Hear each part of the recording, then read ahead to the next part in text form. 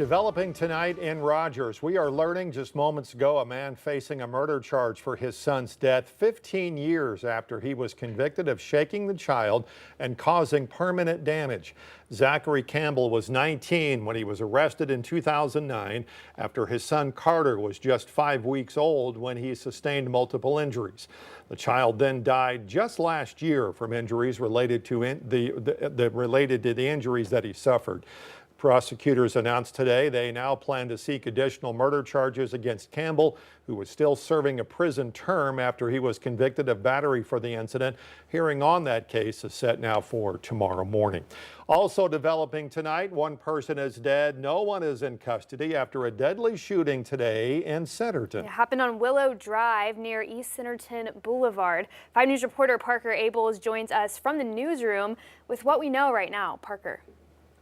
Yeah, Morgan, Darren, the shooting happened around 3 this morning, and at this hour there are still limited details. Benton County Coroner Daniel Oxford was at the scene this morning on Willow Drive. Oxford said he believes someone has been connected to the shooting, but he says that person has been called in for questioning but have not made any arrests at this time. The Centerton Police Department has not returned our calls yet, but of course we'll keep you updated on any developments in this story. Parker Abels, 5 News.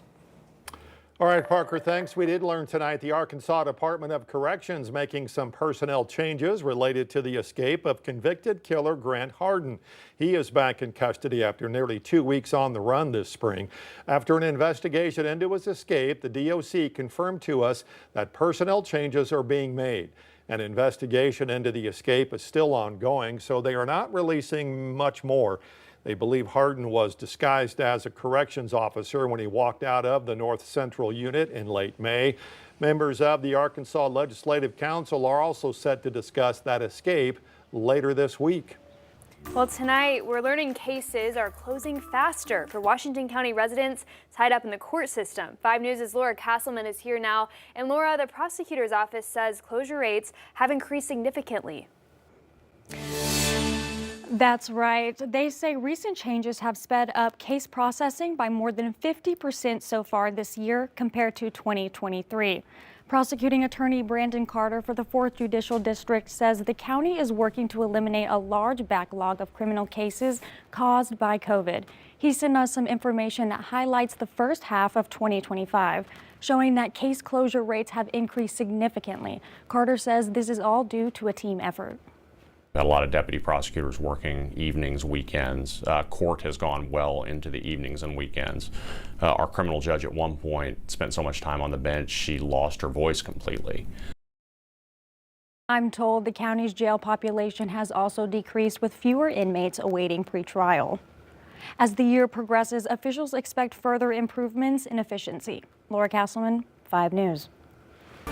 Thanks, Laura. Well, it's been 5 days since a new federal budget was signed into law, and since then, people have been poring over the nearly 1,000-page spending bill. Tonight, Carter Thweet tells us how a couple of lines in the bill could have an effect on gun owners across the country.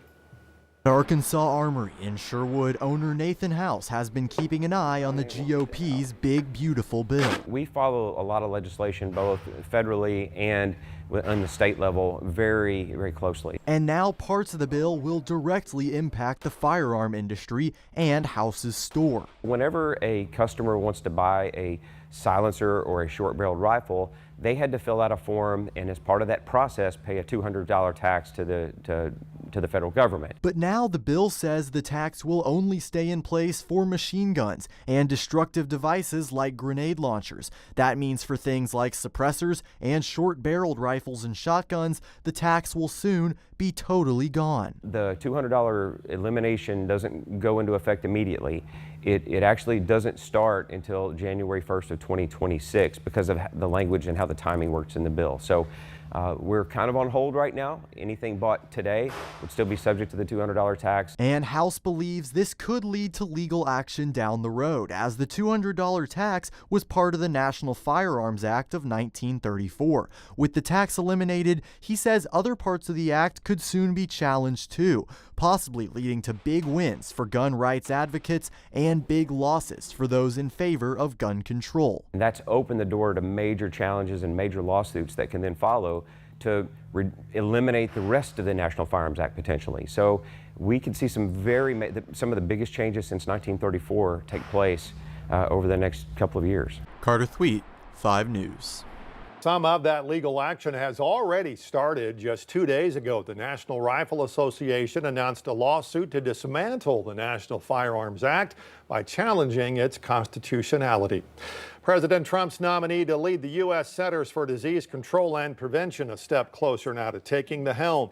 Senate committee voted to advance Dr. Susan Menarez's nomination today.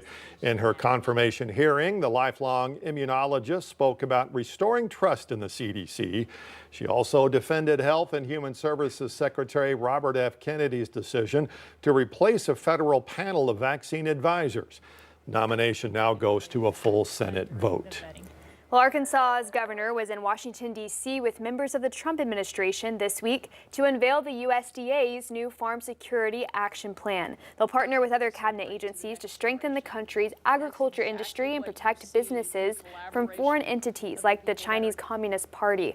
Arkansas was one of the first states to ban the CCP from owning land near critical infrastructure. Governor Sanders spoke on the impact that's had in Arkansas.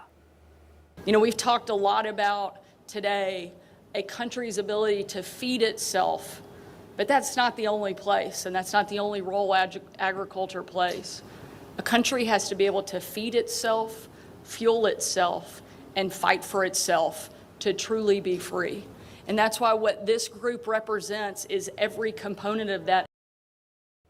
As part of the new Security Action Plan, the USDA also plans to strengthen relationships with our allies in key manufacturing sectors to reduce dependence on more adversarial partners like China.